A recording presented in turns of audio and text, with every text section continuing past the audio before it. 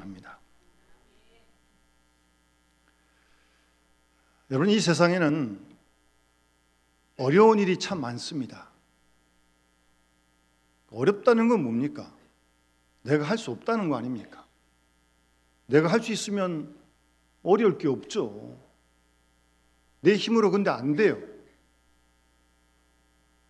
그런 일들이 많습니다. 그런데 우리 믿음의 사람에게도 아주 어려운 문제가 하나 있어요. 문제는 이 믿음에 관한 문제입니다. 여기 계신 분 모두가 더 굳센 믿음을 갖기 원하는 거 아니겠어요? 목사인 제가 무슨 욕심이 있겠습니까? 재벌이 되려고 그러겠습니까? 무슨 권력을 누리려고 그러겠습니까? 그런데 관심 없습니다. 제 믿음을 지키고 제 믿음이 좀 더 굳세어져서 우리 교인들을 잘 섬기고 교회를 든든히 세워갈 수 있다면 저는 그 이상 그 이하 어떤 소원도 없습니다.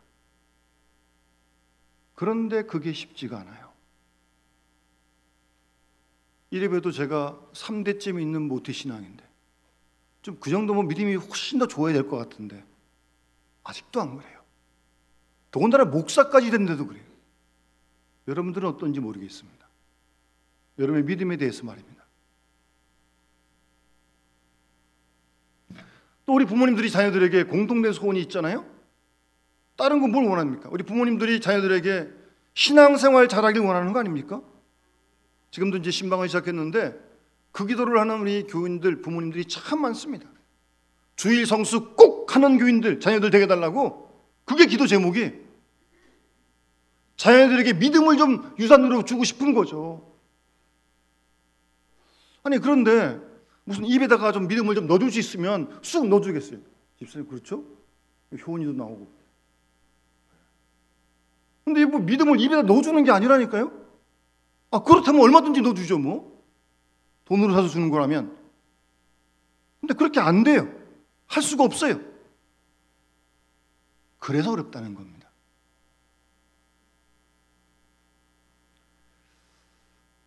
성경에도 보면 여러분 구약 성경에 엘리야라고 하는 위대한 선지자가 있었지 않습니까?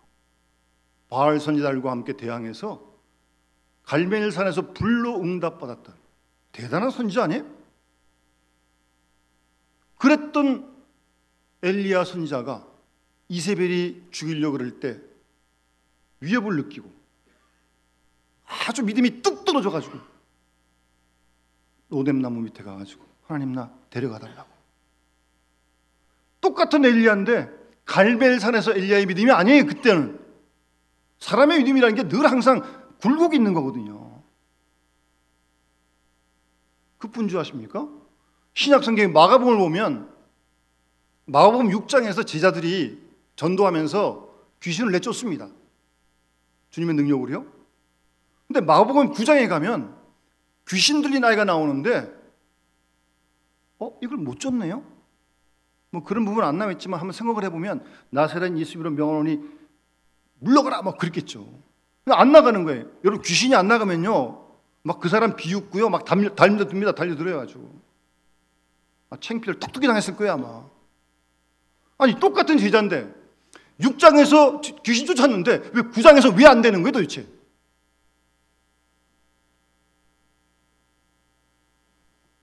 여러분 조금 전에도 우리가 사도신경을 가지고 신앙을 고백했는데 그걸 왜 주일마다 하는 거예요?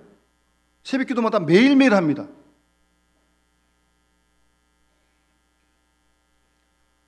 여러분 믿음이라는 것은요 우리가 얼마를 가지고 있든 얼마라는 게 좀 표현이 좀 그렇지만 어쨌든 하나님이 우리에게 주시는 선물입니다. 그게 아니고 내가 노력해서 땅 파가지고 돈 벌어가지고 살 수 있는 거라면 얼마든지 살 수 있죠. 그게 아니라니까요. 근데 그게 안 된다니까요. 하나님이 주시는 선물이 선물. 그것도 순간순간 주시는 선물이에요. 저는 지금도 잊지 못합니다. 제가 신학교를 졸업하고 처음 갔던 교회에서 전도 생활을 할 때 그 남자 집사님이 뇌종양 수술을 했습니다.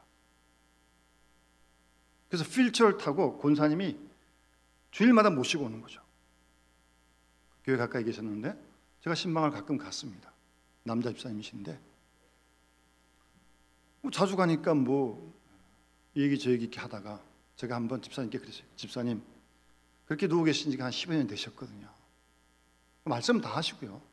몸만 불편하신 건데 제발 그 소원이 뭡니까? 한 가지만 한번 꼭 말씀해 보세요. 보통 그럼 뭔 얘기하겠어요? 빨리 나아서고 일어가도 걷기 원한다. 그럴 것 같잖아요. 근데 그 집사님 소원은 그거 아니었어요. 참 솔직하게, 전도사님, 제가 성경에 있는 천국을 믿고 싶은데, 하나님 나라를 믿고 싶은데, 전도사님, 안 믿어집니다. 그러더라고요. 하나님 나라를 믿고 싶은데 이게 안 믿어진대요. 솔직한 말씀이죠.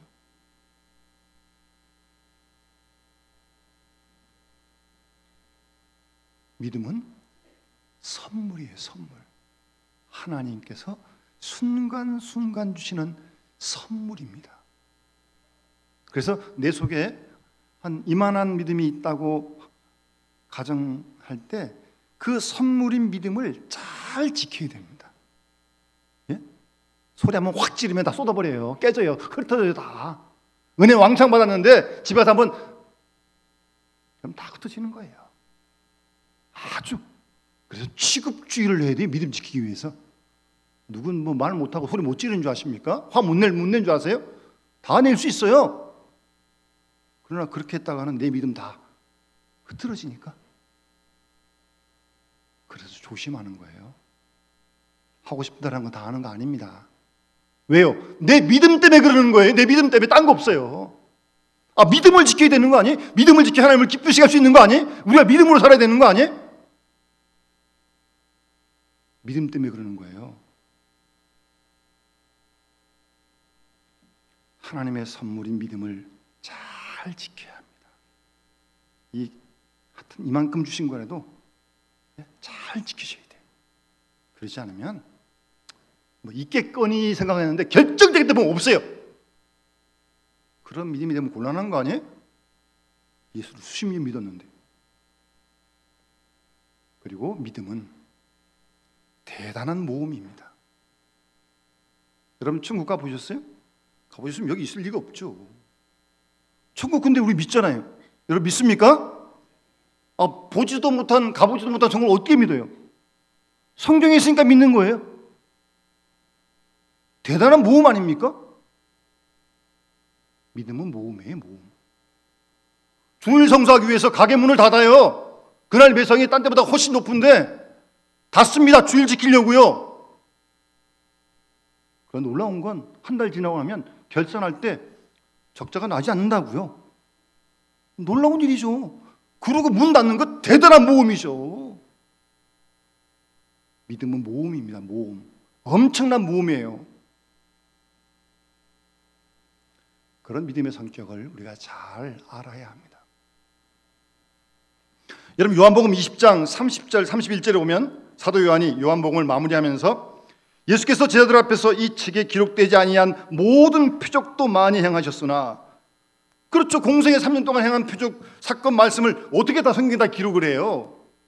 기록한 것보다 훨씬 더 많죠. 그런데 오직 이것을 기록함은 너희로 예수께서 하나님의 아들 그리스도이심을 믿게 하려 함이요. 예수를 메시아로 하나님의 아들로 구주로 믿게 하기 위하여 성경을 기록했다는 겁니다. 또 너희로 믿고 그 이름을 힘입어 생명을, 영생을 얘기하는 거죠. 영생을 얻게 하려 하기 위해서 요한복음을 기록하고 있다는 겁니다. 믿게 하기 위해서. 상당히 중요한 말씀이에요.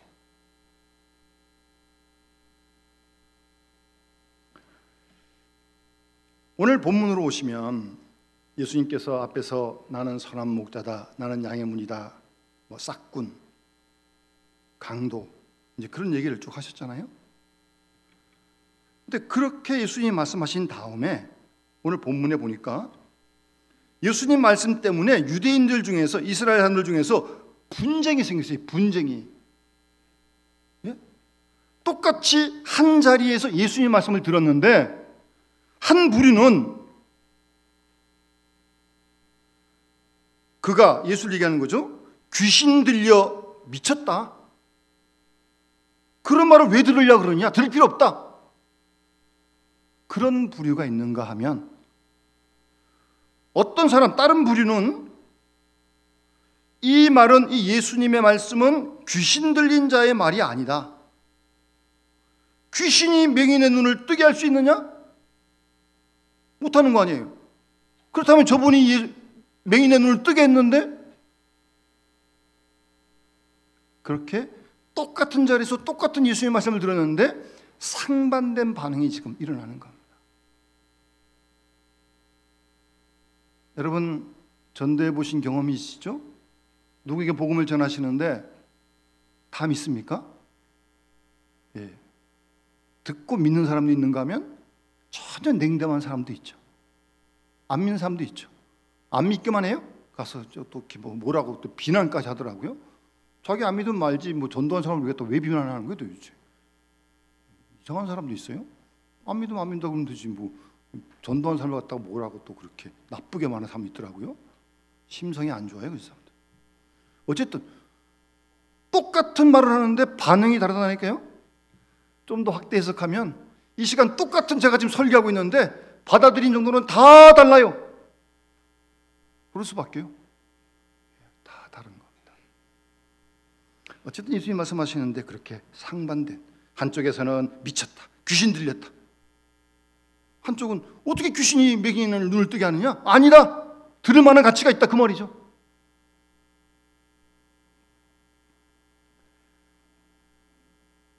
그러한 다음에 본문에 보면 유대인들이 다시 예수님을 에워싸고 당신이 언제까지 우리 마음을 의욕하게 하려 하느냐? 당신이 메시아냐? 그리스도냐? 그러면 밝히 말해라. 그러니까 이스라엘 사람들은 원래부터 메시아를 기다려, 구약 시대부터 기다려왔거든요. 메시아를요. 당신이 언제까지 우리 마음을 이렇게 흔들려고 그러느냐? 그리스도냐? 메시아냐? 확실하게 좀 말씀하라는 거예요. 그렇게 얘기를 하니까 예수님 대답이 왜요? 25절에 내가 너희에게 말하였다. 이미. 그런데 너희가 믿지 않았다. 뭐 이미란 말 없지만 그 뜻이죠. 이렇게 해서 계속 말씀하고 있잖아요 지금. 내가 내 아버지 이름으로 행하는 일들이 나를 증거하고 있다. 예수님께서 이 땅에 오셔서 공생애함에도 얼마나 많은 일을 행하셨어요. 그런 모든 사건들 나를 증거하고 있는 것이다.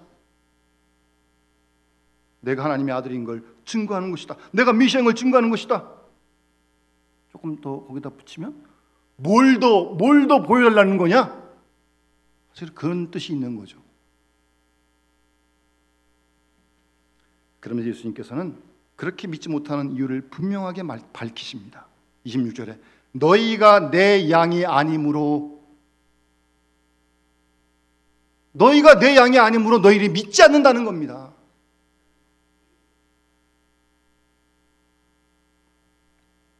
내 양은 내 음성을 듣고 나는 그들을 알고 그들은 내 양은 나를 따른다. 그렇게 예수님께서 말씀하십니다.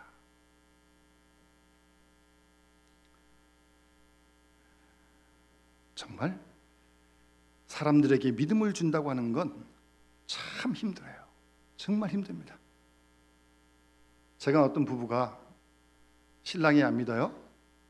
아내가 좋으니까 그래 내가 예수 믿어줄게. 그러고 약속하고 결혼했어요. 그런데 결혼 딱 하고 2번 교회 딱 나오더니 그 다음 다 안 나와요. 지금도 안 나와요. 2번 딱 나간다고 약속했다니까요. 그래 결혼할 것 같으니까. 근데 안 나와요. 지금도 안 믿어요. 그거 어떻게 믿게 하겠어요? 정말 어렵다니까요. 오늘 말씀을 잘 곰곰이 우리가 다시 한번 새겨보면 본문 속에 믿을 수 있는 길을 주님이 제시하는 거예요. 예? 믿을 수 있는 길을 제시하고 있는 겁니다. 본문을 여러분 한번 또 읽어보세요. 예수님의 말씀과 예수님의 행함에 있어서 그를 통해 믿을 수 있다는 겁니다. 예수님의 말씀과 예수님의 행함을 통해서, 예? 그렇게 그를 통해 믿을 수 있다는 거예요.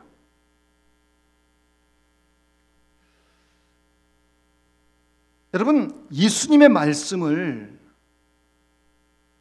그 말씀이 옳다, 그 말씀이 진리의 말씀이다.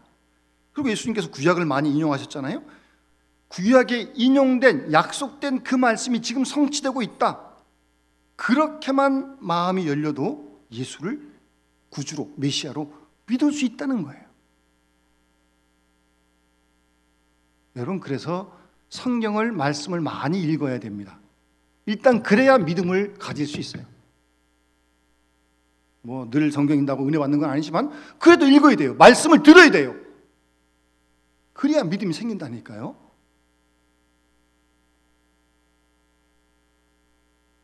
그리고 두 번째 얘기는 예수님이 행하신 일이 많이 있잖아요. 지금 예를 든 것도 귀신이 어떻게 소경의 눈을 뜨게 할 수 있느냐, 맹인의 눈을 뜨게 할 수 있느냐? 아니잖아요. 못하잖아요. 그러니까 예수님이 맹인의 눈을 뜨게 하시는 그 사건을 보니까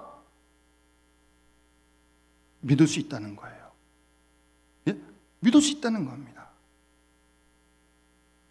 그래서 믿음을 얻기 위해서는, 그래서 하나님 말씀을 깊이 음미하고 묵상을 해야 됩니다. 그래서 시편 1편에 복 있는 사람은 주의 말씀을 주야로 묵상하는 자라고 그랬잖아요.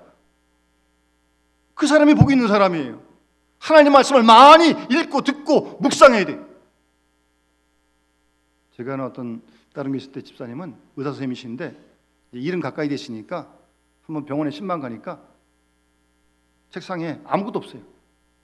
딱 성경책만 있더라고요. 신문도 안 보신대. 내가 지금 이 나이에 뭐 신문 봐서 뭐 어떻게 하겠냐 그러면서 하나님 말씀을 읽으시니까 시간 나는 대로. 여러분, 말씀을 가까이 하세요. 예? 말씀을 계속 읽고 깊이 묵상하고 음미하세요. 그래야 믿음 얻을 수 있다니까요.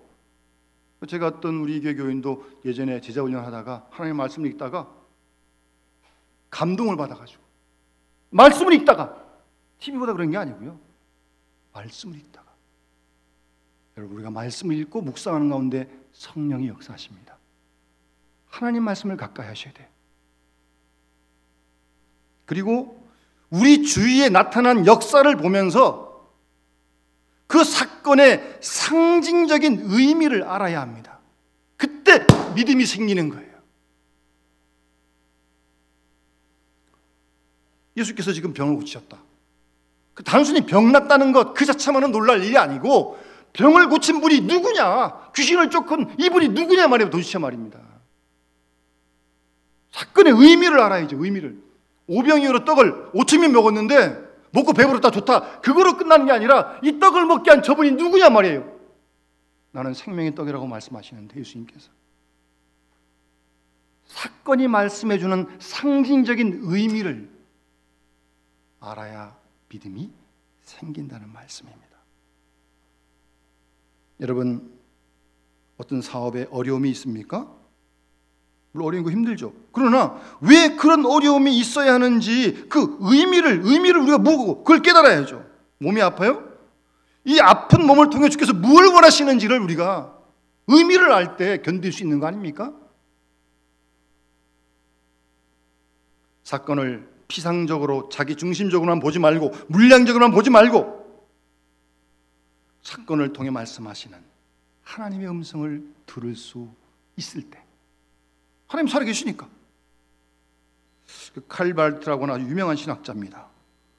그분은 신문 기사를 읽으면서도 하나님 말씀을 듣는다, 그렇게 말했습니다. 하나님 살아계시잖아요.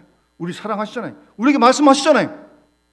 사건을 통해서, 성경을 통해서.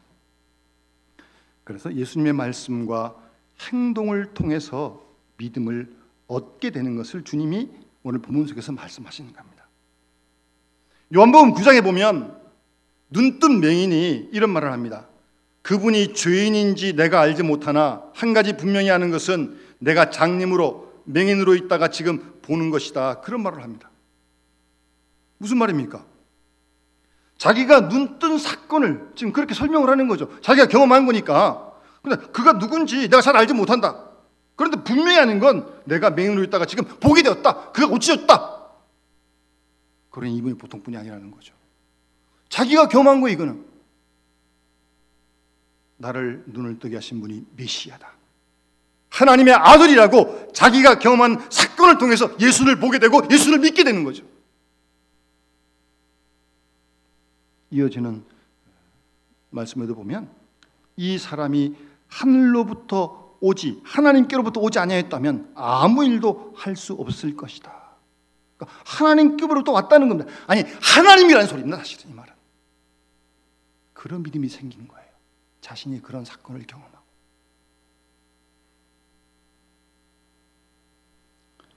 사건을 보고 사건의 뜻을 아는 사람은 하나님을 믿을 수 있습니다. 뭐 이렇게 어렵게 큰 얘기 안 해도요. 우리 여러분 지난 인생길을 한번 돌이켜보세요. 여러분들이 겪어온 순간순간 정말 이건 하나님의 역사가 아니었으면 설명할 수 없는 그런 경험이 왜 없겠습니까? 그런 사건을 보고 깨달으면서 하나님 감사합니다. 뭐 내가 내 의지로 할 수 있는 일이 전혀 아닌데 하나님의 역사가 아니면 하나님의 도움이 아니면 그럴 때 믿음이 생긴다니까요.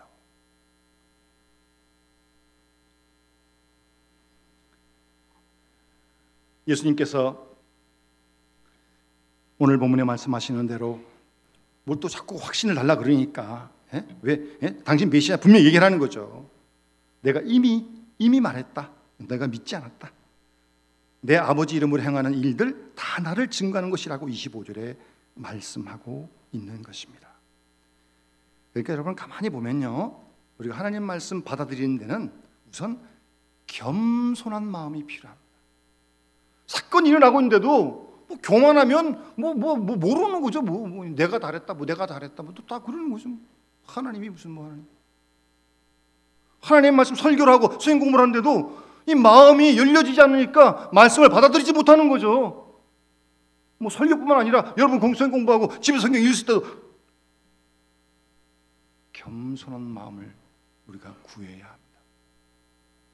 그리고 말씀을 대할 때 마음을 열고 자신을 부정하고 빈 마음으로 임할 때 하나님 말씀이 들어오고 믿어지는 거죠. 근데 여기에 못 꽉 차니까 말씀이 들어갈 틈이 없어요. 자기 얘기만 하는 거죠. 자기 얘기만. 연세가 들수록 여러분 우리 속에 하나님 말씀이 자꾸 가득 차야 되고 우리의 대화 속에서도 하나님 말씀, 하나님 이야기가 많이 나와야지. 세상에 이랬건 저랬건 놔두세요. 다 굴러갈 테니까. 여러분 못 준다고 달라지겠습니까? 하나님 말씀으로 채우셔야 돼요. 대화 속에 하나님 말씀이 많이 나와야 돼. 간증도 하고 하나님을 이렇게 도와주셨다. 마음을 비워야 돼요. 그래서 예수님께서 마음이 청결한 자가 복이 있는데 저 하나님을 볼 것이며 라고 말씀하셨고, 씨 뿌린 자에 비유해서 옥토 같은 마음이 그런 마음 아니겠어요? 마음이 옥토 같아야 말씀이 떨어지는데 60배, 30배, 100배 열매를 맺는 거지. 이 돌밭 같고 여기 가시가 가득 차 있고 무슨 떨어지는데 뿌리를 못 내리는 거예요. 말씀이 온통 다른 것만 가득 차 있는 거예요. 그래서는 믿음이 자라기가 참 곤란합니다. 그리고 예수님이 분명히 말씀하세요. 왜 유대인들이 안 믿느냐? 한마디로 딱 부러지게 말씀하십니다. 26절에 내 양 아니라는 거예요. 내 양이 아니니까 그렇게 말씀하시고 그렇게 기적을 보이는데도 불구하고 못 믿고 있잖아요. 지금 예수님 양이 아니면 뭐예요? 예수님을 주님을 모시고 예수님을 왕으로 모시는데 예수님이 주인이 아니고 예수님이 왕이 아니면 뭐예요? 그 다음에 자기가 하나님이거나 물질이 하나님이거나 그렇게 되는 거죠. 그러니까 예수님 말씀 못 듣고 믿지 못한다는 거예요. 내 양이 아니라는 겁니다. 상당히 이건 심각한 말씀이에요. 그 칼빈이 그런 얘기를 했습니다. 이 세상에는 구원받기로 예정된 사람이 있는가 하면 지옥 가기로 작정된 사람이 있다 그랬습니다. 좀 조심스러운 표현이긴 하지만 아무리 전도도 안 믿거든 이 사람이요. 안 믿어요, 안 믿어. 그럼 어떻게 했어요? 안 믿는데 뭐 성령대로 지옥 가는 거죠 뭐. 내 양이 아니라는 거예요. 주인이 예수님이 아니라는 겁니다. 그러니까 안 믿는다는 거예요. 또 한 가지 안 믿는 이유는 따른다고 하는 문제입니다. 여러분, 이게 상당히 중요한 말씀이에요. 내 양은 내 음성 듣고 나는 그들을 알고 그들은 내 양은 나를 따르느니라 라고 말씀하고 있습니다. 여러분, 주를 믿기 위해서는 주님을 따라가야 합니다. 따라가야 돼요. 따라가야 돼요. 그게 예수 믿는 거지. 아, 이렇게 예수님이 잘하셨구나, 참 훌륭한 분이시구나, 끄떡끄떡하고 끝나고 그러면 안 돼요. 그 다음 따라가야 된다니까요. 그래야 믿어진다니까요. 누가 그래요? 사랑의 마음이 가득 차면 그때 가서 구제하고 사랑하겠대요. 언제? 언제 되면 사랑의 마음이 가득 찰 것 같아요? 전도하라니까 좀 마음에 확신이 생기면 전도하겠대. 언제 확신이 생겨요? 몇 세가 되면 확신이 생길까요? 부족하지만 떨리는 마음이지만 부담이 되지만 떨리는 입술로 예수를 믿어야 합니다. 그래야 구원받습니다. 그렇게 얘기를 했더니 마음에 하나님께서 큰 확신을 주시는 거예요. 사랑하기가 좀 두려워요? 쉽지가 않아요? 힘도 들어요? 근데 주님 말씀하셨으니까 그래 한번 해보자. 시작했어요. 수고했어요. 봉사했어요. 그러다 보니까 막 정말 주님의 사랑이 막 느껴지고 경험되어지는 겁니다. 따라야 돼요. 예? 여기 가만 앉아가지고 메시아입니까? 아닙니까? 듣고 보고 암만 해봐야 소용없어요. 몸을 안 움직인대, 몸을. 요한 1서에 사도 요한이 뭐라고 말씀하십니까? 사랑하는 자마다 하나님을 안다고 말씀하세요. 사랑을 하는 자가 하나님을 아는 거예요. 예? 말을 뒤집으면 뭐예요?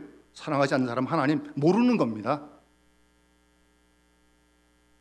우리는 행하는 것과 함께 믿음을 찾아야 합니다. 가만 앉아가지고 머리만 가지고 그러는 게 아니라니까요. 행함으로 믿음을 찾아야 돼요. 그러니까 교회를 부지런히 주일마다 빠지지 않고 열심히 나오는 거 상당히 중요한 거예요. 물론 안 오고 싶을 때도 있고 몸이 불편할 때도 있고 배세가 다를 때도 있죠. 그래도 가는 거예요. 가서 예배드리다 보면 하나님께서 은혜를 주시는 걸 경험하고, 몇 번 나가다가 왜 이렇게 믿음이 안 주어지냐고, 몇 번도 안 가보고 어떻게 그런 얘기를 해요? 열심히 다니다 보면 정말 나도 모르는 사이에 하나님께서 선물로 믿음을 주시는 거예요. 믿음을. 정말 선물이라니까요. 그런 다음에 오늘 마지막 말씀, 상당히 중요한 말씀입니다. 28절에 내가 그들에게, 그들이 누구예요? 예수님 양들, 예수님 다른 사람들, 그들에게 영생을 주노니 영원히 멸망하지 아니할 것이요 그들을 내 손에서 빼앗을 자가 없다. 주님을 따르는 자들에게 영생을 선물로 주시겠다는 겁니다. 영원한 생명을 보장해 주시겠다는 겁니다. 이 땅에 사는 문제가 다가 아니라 영원한 생명을요, 그 생명을 약속하실 뿐만 아니라 그 생명을 어느 누구에게도 빼앗기지 않겠다고요. 왜요? 하나님이 많이보다 크시니까. 그런 놀라운 선물을 하나님께서 주를 닦고 믿는 자에게 약속해 주십니다. 주께서 강한 손으로 선한 목자신 주님께서 우리에게 영생을 주시고 우리로 하여금 그리스도의 생명에 연합케 하셔서 보호해 주시고 영원한 하나님 나라까지, 그리고 그 하나님 손에서 빼앗을 자가 없다라고 우리에게 말씀하십니다. 우리가 오늘 말씀도 굳게 의지하면서 주님을 더 따르는 가운데 더 굳센 믿음의 사람으로 하나님을 기쁘시게 해드리고 영광 돌리는 모든 문제를 이겨가는 우리 믿음의 식구들 되시길 주 이름으로 축원합니다. 주신 말씀 기억하면 212장 함께 우리 찬양 드리면서 봉헌하도록 하겠습니다.